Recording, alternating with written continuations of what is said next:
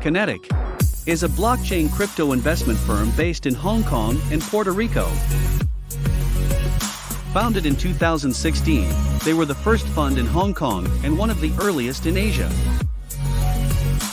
With a portfolio of over 220 companies, they were seed investors in such projects as Ethereum, Parity and Polkadot, Solana, FTX and of course Handshake and Namebase. Founder Johan Chu is an active investor and supporter of the Handshake ecosystem. Over 100,000 domains, co-founder of DWeb Foundation, co-founder of HandyCon, and sponsor of the Handshake House at Miami Hack Week 2022.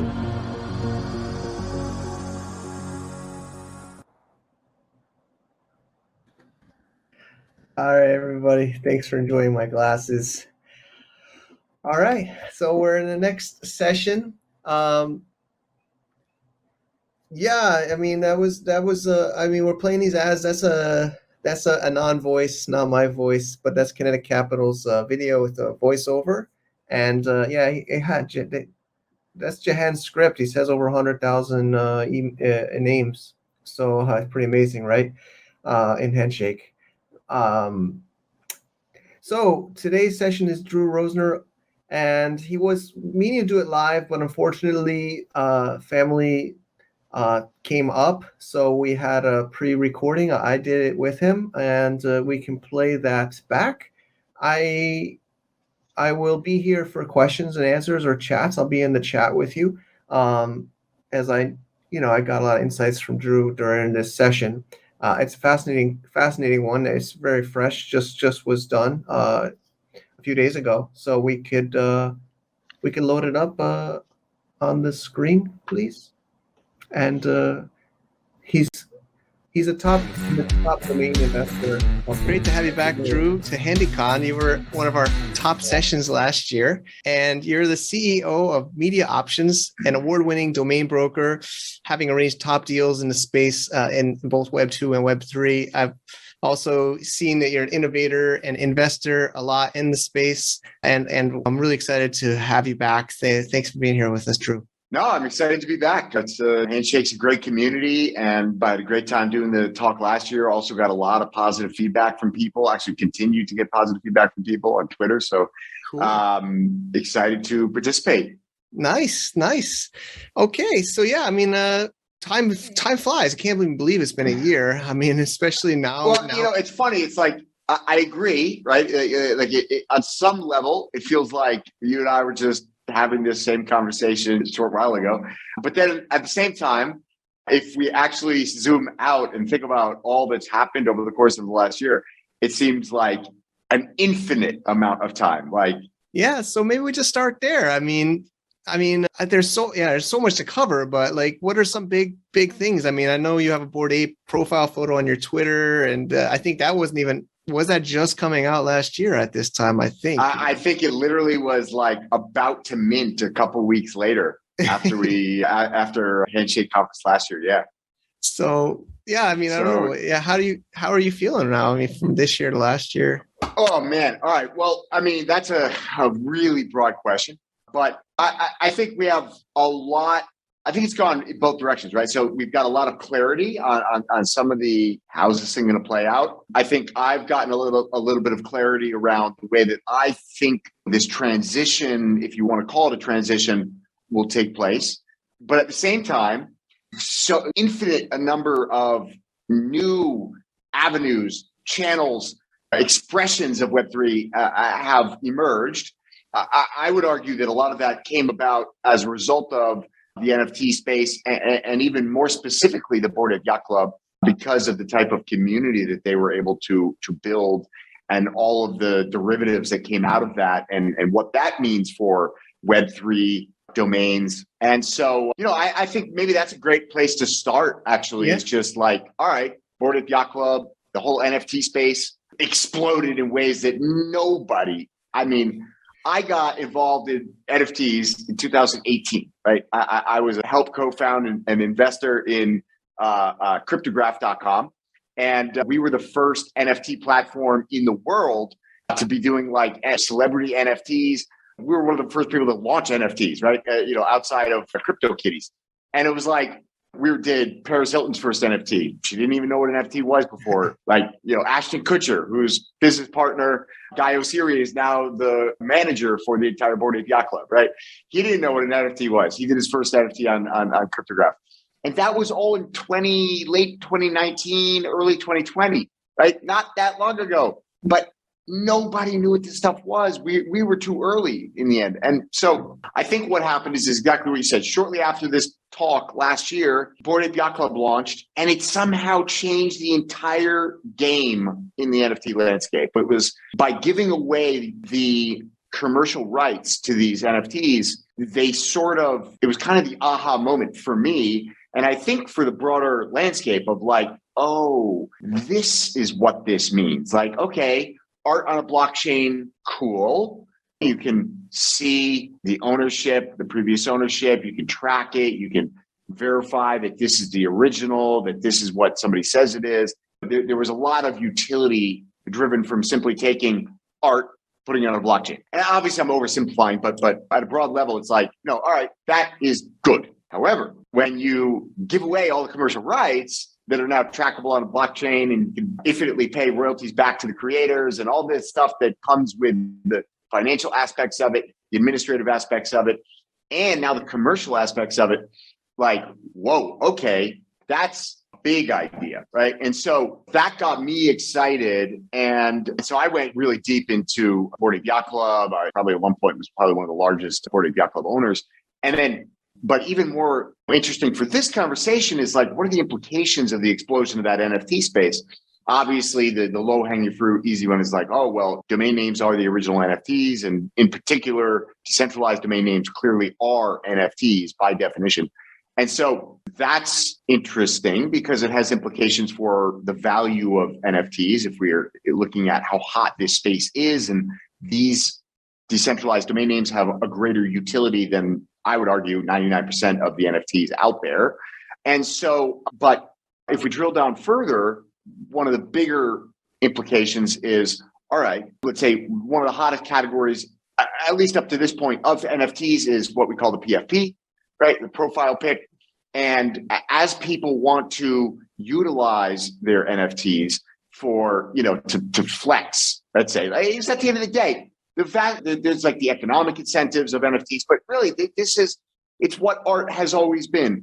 It's some kind of social signal. It's a flex. Yeah. In the same way, my watch, my car, whatever, people have different ways of expressing this stuff, but it's just built into human nature. We want to, for lack of a better word, show off, right? And so, and it's not necessarily just the ego-driven show off. It's like, it's tribalism. It's like trying to say, I'm a part of this. This is part of who I am. And so it helps to attract other people who are like that. And I think Twitter is the most perfect expression of that, right? It's like see ape, follow ape is sort of the expression, right? that was sort of created by the Bored Ape Yacht Club. And it's like, or the community, the Bored Ape Yacht Club. It's just a derivative of what I was just saying. It's tribalism. And so tribalism can be bad, but it can also be very good. It's part of our nature to develop tribes and communities. And so bringing that back to decentralized domains, what we've seen is instead of everybody having these wallet addresses that are just clunky and impossible for any human being to remember, well, now we've got really short, condensed addresses in the form of ENS names, handshake names, unstoppable domains, right? That people can now utilize to really express that flex, to say, look, here's my, wallet that's got my gallery of NFTs. You can come and see the stuff that I'm into. And if you're into the same stuff, let's connect on Twitter. Let's get into a Discord channel. Like it just creates if domain names in the 90s were a new way for people to communicate amongst each other through information on the internet, even if it wasn't a bilateral communication, these Web3 domain names have offered a new way to communicate and connect through the Web3 ethos and the Web3 values and the Web3 utilities, right? So I think that was one of the big movements over the last 12 months was like, all right, we all knew sort of Web3 domains are cool. They have certain utilities. They offer certain protections that traditional domains don't. And that was all cool. And we were all excited about it. And we had that sort of early stage euphoria. And then it was like, all right, well, it's still really hard to publish content on them and have people see that, right? It's not really searchable. You can't really resolve them unless you're willing to jump through the hoops. And so that really limits the, let's say, uptake and end user adoption. Now, a market can survive on speculative adoption for a long time, as Bitcoin did basically for probably 8, 9, 10 years before there was really any end user adoption. Speculative adoption isn't a bad thing, and it can sustain the early phases of a market. But it's great when we start to see real world adoption and utility. And so I think that's part of what's happened over the last 12 months, that social media aspect of it, the PFP, Flex, the ability to use these things in your Twitter profile. I think that to point people to your gallery or to point people to your NFT collection, et cetera, I think that was a big, let's say, improvement or innovation. Let's see, what else? It's great. I mean, one of the positive things, well, go ahead. Oh, no, I'd love to hear the positive. Sorry. Well, one of the positive developments, I think, since our last talk as well, I expressed a lot of, let's say, hope or advice really to the NFT, the decentralized domain community, that in order to have any hopes of end user adoption and uptake in the real world, we really needed to do a lot of community self-policing on the trademark front and on the domain squatting front. And I am blown away at how well heard that seemed to have been. I'm not trying to take credit for the reason that happened, but really, there's just been amazing initiatives taken to, let's say, even if domains of a trademark holder were registered, to reach out and say, hey, we got this domain for you. The community has done an amazing job of that. And handing them over, not trying to act like pirates. And I think that even beyond just the sort of good faith and goodwill that will bring to the Handshake community and to the decentralized domain community at large, I think that it's actually a really good indicator of the more broad decentralization movement, right? It's like people describe hardcore decentralization maximalists as like being anarchists. And it's like, well, no, I'm not sure that's true. And I think people don't give, let's say, humans or communities enough credit for having good intentions, right? And it's like, sure, there's always going to be bad actors, and there's always going to be abusive ways to use a new technology. The old expression, like you can use a hammer to build a house, pound nails, or you can use it to bludgeon somebody to death, right? And it's like, that doesn't make a hammer any less valuable, right? So I think that for the most part, it is really, it's really positive to see how well the community has self-policed and really welcomed trademark holders and traditional businesses from Web2 into the Web3 ecosystem by saying, hey, we've got your domain. It's for you. We're not trying to rake you over the coals here.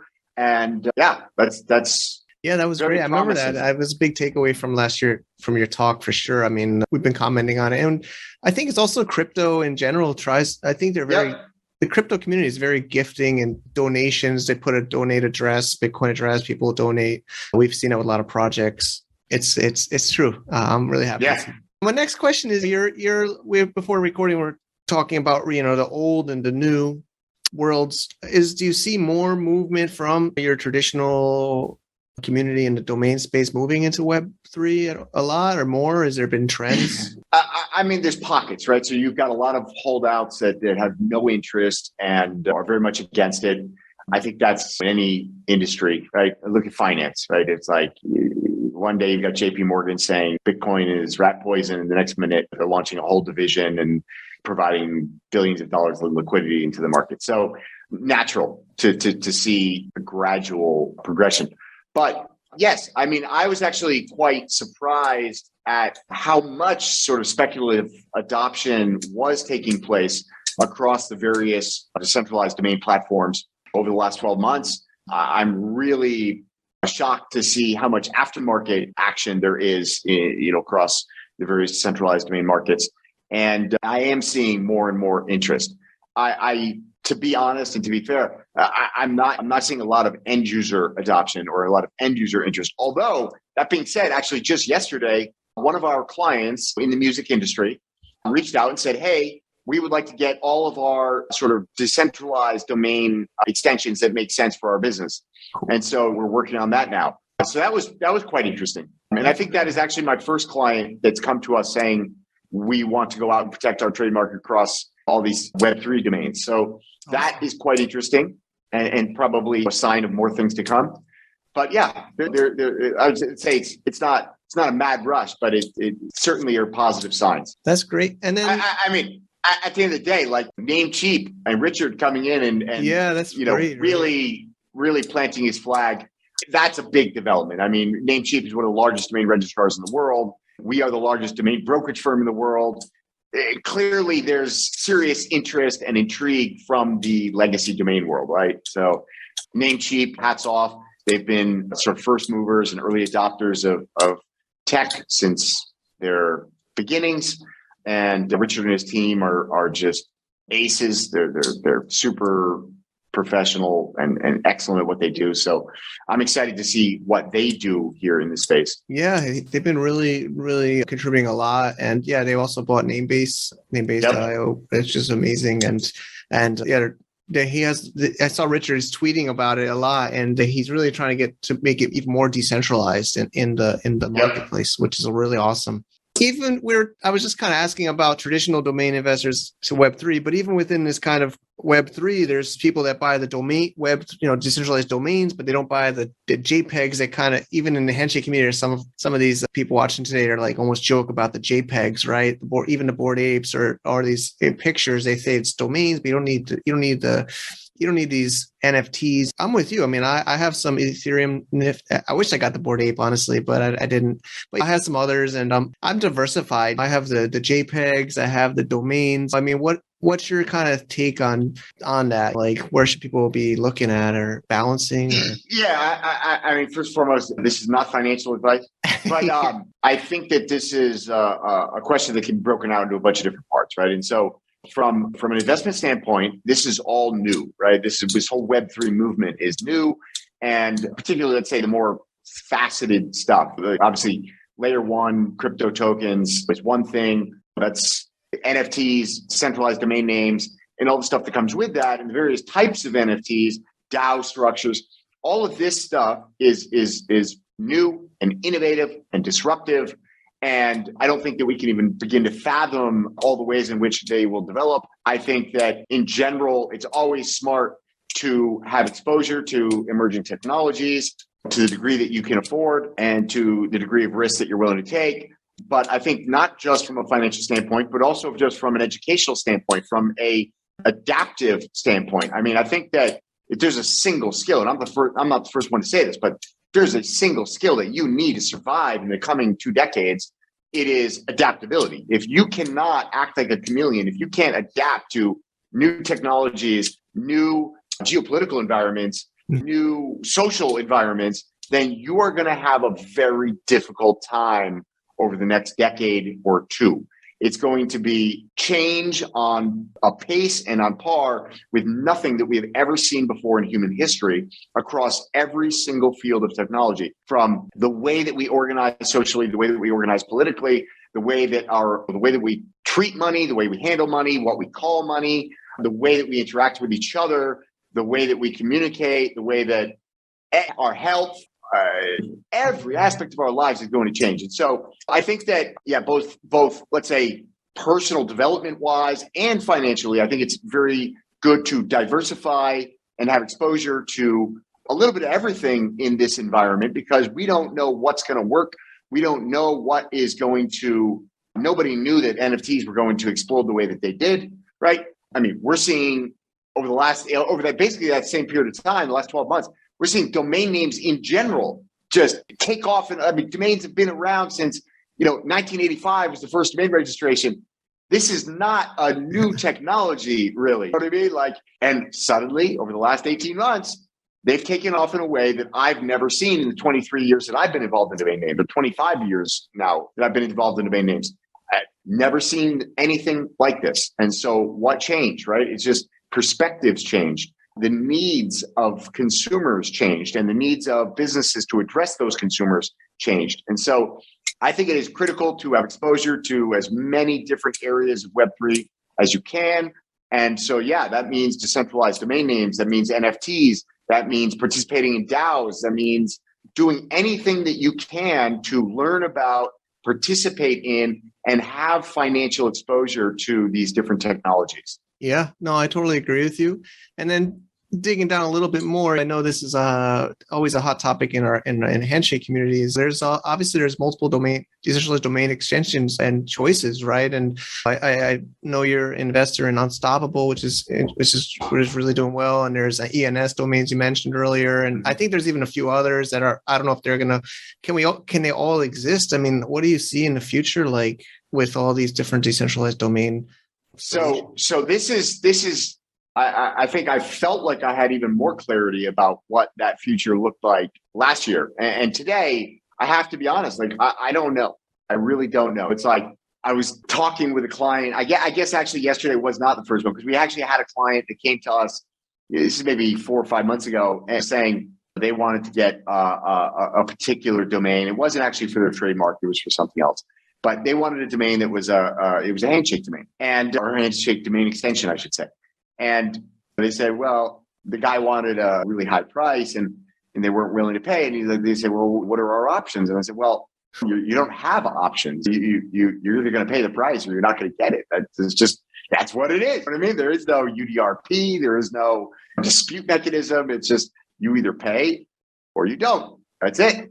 And so to that same end, you can't cancel Unstoppable domains. You can't cancel a handshake domain. You can't cancel an ENS domain, although ENS, I think, is a bit more, if we were really push hard on it, I think that it is more centralized and can be, let's say, maybe it's not entirely immutable. But I think that I don't know. I guess the market can dictate what the winners are, but I don't know that any of these will not exist, right? Because once they're on the chain, as long as that chain continues to be supported by validators or miners, it's not going anywhere. So despite what anybody wants or needs or it doesn't matter. So I don't know. I don't know who the winners are. In my mind, I look to the legacy domain system and I think about what are the things that will absolutely guarantee the perpetuity, let's say the original adoption and the perpetuity of the technology. And it's like, all right, email, content, and I forgot what my third color was. Ease of use or something, maybe. I don't know. But I mean, email is a good one, right? Like, I think a lot of people buy domain names just for email addresses sometimes. Oh, absolutely. Yeah. Absolutely. Yeah. Absolutely. I don't know if So I think that, resolution, right? So I think that the first one to come up with a really good, easy to use email solution for web decentralized domains, that's a huge advantage.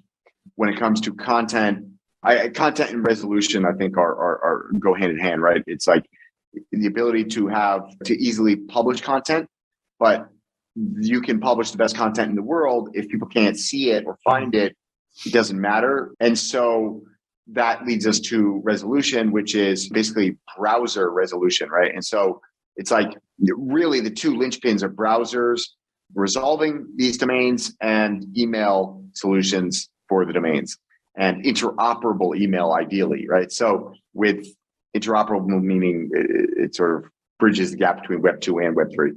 But I think those are the things that we need to be looking out for, and the ones that start to solve those problems in the best way and the fastest way will likely be the winners. Okay, agreed. Yeah, I mean, I think one of the other big things that happened that I think is interesting, I'm not even sure what the implications are for decentralized domains, but Ethereum Name Service published a paper basically explaining how they had made it possible to now take a legacy root domain like a .com, a .net, .org, and resolve an Ethereum address to that domain, or have the domain resolved to an Ethereum address. And so that allows you to use a .com for example, as a wallet or as a Web3 identity in a sense, which is quite interesting. And basically what that did was give legacy domain names all of the same capabilities a decentralized domain name, except for one. And that one is the immutability and censorship resistance, right? And so my concern with Web3 domains today, which hasn't really changed, is just like there will come a time where it basically comes down to a browser, for example, saying, am I going to resolve x.xyz? Sorry, I pulled out XYZ more of as an example than it's actually a bad example to use just because of the interoperability. But am I going to use this Web2, resolve this Web2 domain extension, or am I going to resolve this Web3 domain extension? Because in many cases, you won't be able to do both. And so a lot of that is going to come down to this censorship resistance question, right? Mm-hmm. And it's going to come down to some hot topics like child porn and drugs. And so the regulator is going to always say, like, we cannot have an internet where we can't take down content. And so, but by the same token, regulators are always going to say, we can't have money that we can't control. And so this is the battle of the next 20 years, is going to be centralization versus decentralization. And this is just one of the vectors where that battle will take place, is decentralized domains. Yes, totally. It's really fascinating. And like you just said, just to connect what you said, people didn't follow, but yeah, like Bitcoin, they're fighting Bitcoin or the money, right? Now, the Web3 is the internet, which fighting the information. So it's money and now internet. So it's interesting. And look, I would argue, I don't want to get political here, but it's like, to me, it's pretty obvious that we've been manipulated to an extent that's, in my opinion, unmatched in history by our governments, by our media over the last 2 years. We're seeing censorship that I don't think we've ever seen, at least in we're seeing deplatforming, we're seeing financial censorship, we're seeing financial deplatforming, we're seeing all this stuff at a scale that is unprecedented. And so I would argue that censorship-resistant information, censorship-resistant money has never been more important than it is at this very moment right now today. And so, look, this is a battle worthy of fighting. And again, I think that the market is ultimately going to dictate the winners. Yeah, it's very exciting times. Like I remember when there was that Canada, I don't follow it too closely, but they started like the trucker convoy. Yeah. The banks. And anybody that donated, some old woman, I read a story that some old woman, donated $25 completely innocently to support the trucker convoy. And, that woman got literally her bank account shut down. And it's like, what are you talking about? What world do we live in? This is Canada. This isn't China, right? Like if that happened in China, it would be like, wow, that's maybe a little bit extreme, right? And yet it happened in Canada. And it's like, this is supposed to be one of the most democratic, freedom-loving countries on the planet, and you're shutting down old ladies' bank accounts because they donated $25 to a cause that they supported? Yeah. Like, you should be, whatever. I don't want to get too extreme here, but it's like, it is insane. I don't know. That should have pretty severe consequences in my book, like. Yeah, the same. I mean, like, same with like social media, like Web2 with, Facebook, and you say something and then your comment, I try to reply to a comment once and it says my account wouldn't let me say a comment on my official page to reply to like my professor from my college left a comment and I couldn't respond because I had to, I had to do something on my account to verify my identity on my account to reply to this comment on my page. It's like unbelievable stuff like this happening all the time. Yeah. And the sad part is the old expression of like, it's boiling a frog. You put a frog in cold water and you slowly turn up the heat and the frog doesn't really notice until it's too late. And that's basically what's happening. They're just slowly turning up the heat on censorship.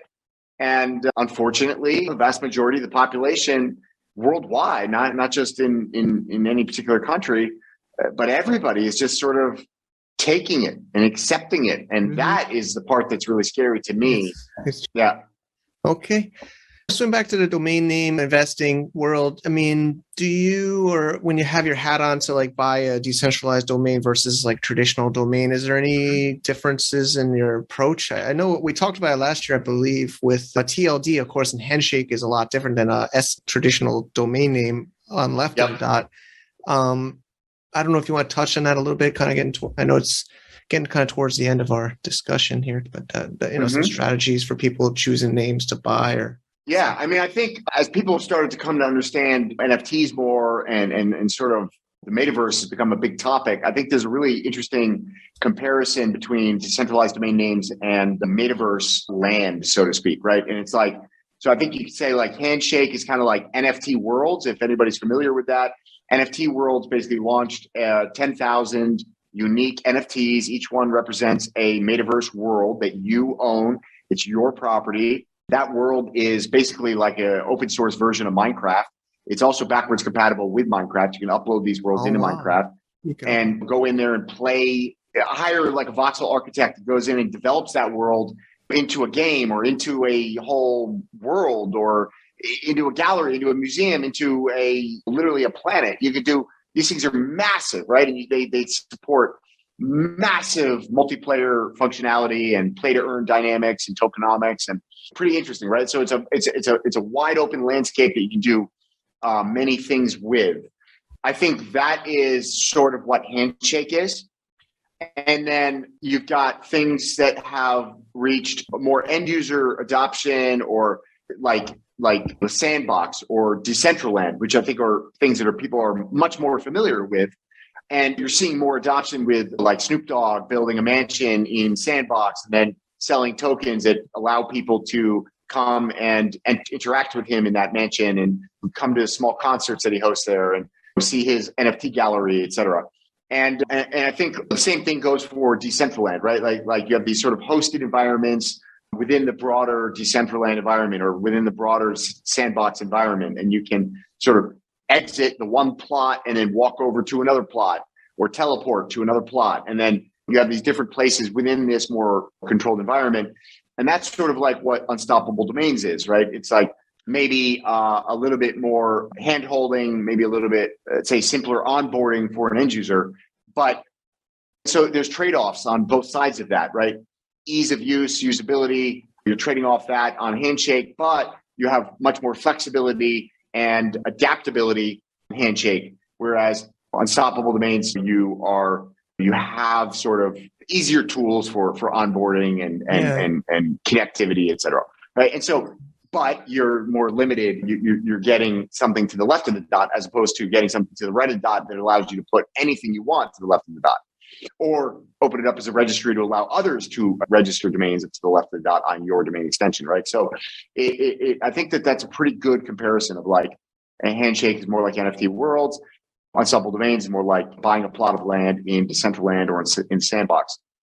Okay. And now I lost track of what the question was. I was actually it's just like strategies for choosing ones or investing in Handshake or decentralized domains versus traditional domains. Any insights? Like I think. Yeah, I mean, I think again, comes back to what I said earlier. I think having exposure to all of this stuff is valuable and warranted, right? I think if this is a space that's really intriguing to you, then I think it would be foolish not to have exposure to all the different elements of it. At the end of the day, as you and I were discussing before we got on the call, it's like the bread is still being buttered in Web2, right? And so I think it's foolish to sort of say, oh, Web2 domains are dead. Like that's very far from the truth. I mean, we're seeing Web2 domain names appreciate prices never before seen, appreciating at a pace that's faster than ever before in history, and more innovation and adoption is happening on Web2 than ever before in history, right? And so it would be very foolish to sort of write off Web2 as a dying technology that will be replaced by Web3. And that's no longer the vision I have at all. I think that when I came into the decentralized domain space, I was looking at it as a hedge to my legacy domain portfolio and legacy domain businesses. But I don't look at it so much as a hedge today as a sort of like very connected upgrade, right? Web3, decentralized domains and NFTs and DAOs, these consensus structures, these governance structures, these native monetary properties of all of these technologies are just enhancing Web2. It's not going to replace Web2. Web3, I think that's a very false perception. I fundamentally believe, and I'm highly confident in this belief, that Web3 will not ever replace Web2. Web3 is an enhancement of Web2 in the same way that Web2 is based on the same protocols of Web1. True. It's just that it was an upgrade and an enhancement of what can be done on those protocols. And I think that that's the same thing here. I think Web3 is introducing new protocols that will enhance the existing web as we know it. I'm still not convinced that people will host their primary website, except in sort of edge cases, on Web3. I think that it offers a really interesting, like the mirroring capability is really interesting because it creates a safety net for deplatforming and censorship, right? That's really interesting. It's another really interesting development that's come out over the last 12 months. Disaster recovery, as somebody called it. 100%. It's like, this is your fallback. This is your fail-safe. This is the shit hits the fan insurance policy. That's don't underestimate that. You know what I mean? Like, I got involved in Bitcoin in 2011, and people were talking about you had Chamath saying this is schmuck insurance. You have Balaji saying this is basically Armageddon insurance. And it's like people laughed at that. They scoffed at it, and then it's like you wake up today and you go, "Whoa, man." Turn on the news, look outside. Sure does look like Armageddon's on our doorstep. You know what I mean? And so it's like, might have been nice to buy that insurance policy when it was out of the money. Now that you want to buy that insurance policy, it's now in the money, right? Okay. So I think that I very much still fundamentally believe in the legacy domain system. I still fundamentally believe in the internet that we know and love, and all the things that we hate about it. And I see Web3 as a solution to a lot of the things that we hate. I think it is going to force the vast majority of our internet as we know it today is driven by ads, right? That is the business model. Ads make the world go round on the internet. And I think that has never been a good business model, except for a handful of companies, right? And it's never been a very sustainable business model. It drives the wrong incentives and misaligns the incentives of the people who basically control and operate the internet with the people that use the internet. And so I see Web3 really as the solution to that problem, as introducing an entirely new business model to the internet that allows for a massive explosion of new forms of content, better content.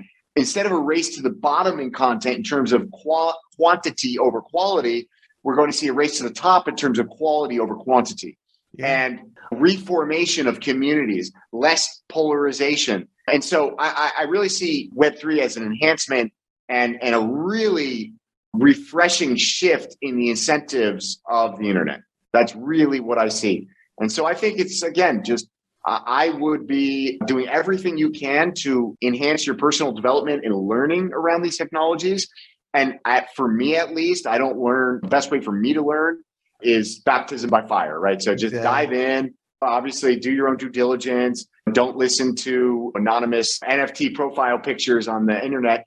But I think you would be well served by getting exposure to these different things financially, because I think that will drive your best understanding of how they work and what they might be able to do in the future, and figure out how you can help contribute, because this is super early innings. And it's like, what we need is just more people educating themselves, more people educating more people, and more people throwing spaghetti against the wall and seeing what sticks. Because again, there's just infinite numbers of possibilities. When you look at the new stack of, let's say, technologies that can be developed here, utilizing decentralized domain names with decentralized money and decentralized, organizational structures like a DAO, that's a powerful stack that is going to lead to literally species changing events. I don't think that that's an exaggeration. Our ability to reorganize the way our social structures work, the way our money works, and then allocate capital and resources through these new structures that align interests is going to change the way that our species exists on this planet. I fundamentally believe that. And that's all going to happen over the next 20 years. Amazing time to be alive and experiencing this change. It's really absolutely. Wow. The good and the bad. Yeah, that's a great way to wrap it up. I mean, man, this has been a fascinating conversation. Really, Drew, thanks again for coming back and sharing. I guess I just want to close it off. Like people in the audience that want to connect. I mean, what are ways to work with you and your firm Media Options? Like what are some so mediaoptions.com, number one domain brokerage firm in the world. If you need help with acquiring a domain name for your business, or if you have a domain name that you think is valuable and you want to sell it, contact my team at Media Options. We're the best there is. One of the projects that we've launched over the last 12 months since we last spoke is Ape-In Productions. I partnered with Grammy Award-winning music producer Timbaland, and we launched Ape-In Productions, apein.com. It is, I think, the world's first NFT and metaverse-driven record label. Our first group was called The Zoo, and we created an NFT series representing new music that we created through these characters, through these bored apes. And that's been a really enlightening and exciting project, a lot of fun. Cool. It's come with a lot of headaches and a lot of trouble and a lot of learnings, but that's the way it goes. And we're excited about the next chapter of that project. We do a lot of these conversations on a weekly basis on domainsherpa.com, which is the podcast that we own that is discussing both legacy domain name system, but we also now have a Down the Rabbit Hole series that goes into depth into decentralized domain names, NFTs, crypto, and all that comes with that. And Awesome. Great stuff, Drew. Really, really thank you so much for this. And it got me thinking too. I got a lot of notes and always appreciate you sharing at these HandyCons. And find me on Twitter at Andrew Rosener. And I am very frequently on Twitter. I love engaging with everybody on Twitter. You can hit me, you can poke fun at me, you can tell me to go pound sand. I don't have sensitive skin, and I love to engage on Twitter. So awesome. Hit me up. Will do. Thank you. Thanks, guys.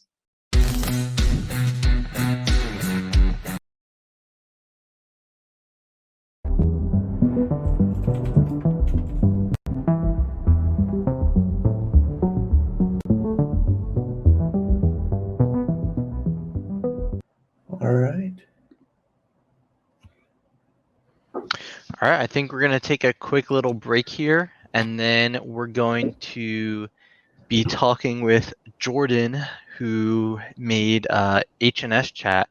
So that'll definitely be an interesting talk. Or actually, shoot, we gotta do that right now. Actually, so let's end this and head there. We still got a few minutes for a quick break. I think. I know we're a little bit off schedule, but I hope everybody enjoyed that session. I'm trying to answer questions in the chat. We tweeted out Andrew on Twitter. You can also tweet him. I think have people been using the networking? Is the lounge helpful? I saw some people at the tables. I need to take a break. I need a few minutes. Yeah. All right. I can just start up the next session. Because it's actually 1 minute until he's supposed to speak. Okay, so we'll see you guys there then. We'll just skip the break. We'll just go right to the next session. HNS chat. Jordan, I'm really excited for this session. It came out really out of nowhere, and like in 2-3 weeks, they've been building amazing products on Handshake. So I'm really excited for this talk.